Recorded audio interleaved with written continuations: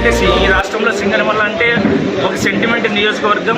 ఈ నియోజకవర్గంలో గెలిచినటువంటి పార్టీ ఏదైతే ఉందో ఆ పార్టీ అభ్యర్థి గెలిస్తేనే రాష్ట్రంలో కూడా ముఖ్యమంత్రి అవుతారన్నటువంటి సెంటిమెంట్ని కూడా మేము కాపాడాలనేటువంటి ఉద్దేశంతోనే ఈ కలయిక జరుగుతూ ఉంది. పార్టీకి బలం వెన్ను దన్ను కూడా మేము జగన్మోహన్ రెడ్డి గారి వెంట నడవడానికి మేమందరం కూడా సిద్ధంగా ఉన్నాం. కానీ మమ్మల్ని కలుపుకొని పోవడంలో సాంబశివారెడ్డి గారు పూర్తిగా విఫలమైనారన్నటువంటి సంకేతం ఈరోజు ఇస్తా ఉన్నాం. ఖచ్చితంగా మేము త్వరలో అందరం కలుస్తాం. మేము ఒక గట్టి నిర్ణయం తీసుకొని జగన్మోహన్ రెడ్డి గారిని ముఖ్యమంత్రి చేసుకోవడం కోసమే మేము పనిచేస్తామని చెప్పి ఈ సందర్భంగా తెలియజేస్తాం. క్యాండిడేట్ని మార్చి మేమందరం కూడా తప్పకుండా పార్టీకి గట్టిగా పనిచేస్తాం. పార్టీని ముందుకు తీసుకెళ్తాం. సీఎం గారిని చేసుకోవాలని, ముఖ్యమంత్రిని చేసుకోవాలనేటువంటి ఉద్దేశంతోనే మేము అందరం కూడా ఆ రోజు కలిసాం, ఈ రోజు కూడా కలుస్తూ ఉన్నాం.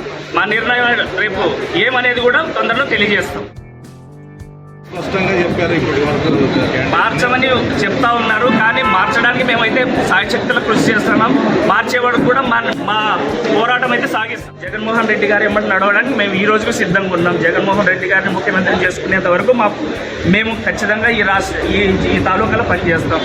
ఆయన కలుస్తాడా కలవడా అది మాకు అవసరం లేదు. మేమైతే మా నిర్ణయాన్ని మేము గట్టిగా ఈ రోజు కూడా అధిష్టానానికి తెలియజేయడానికి మేము సిద్ధం. అంటే ఫైనల్గా ఏం చేస్తామనేది రేపు జరగబోయే కలయికలో చెప్తాం.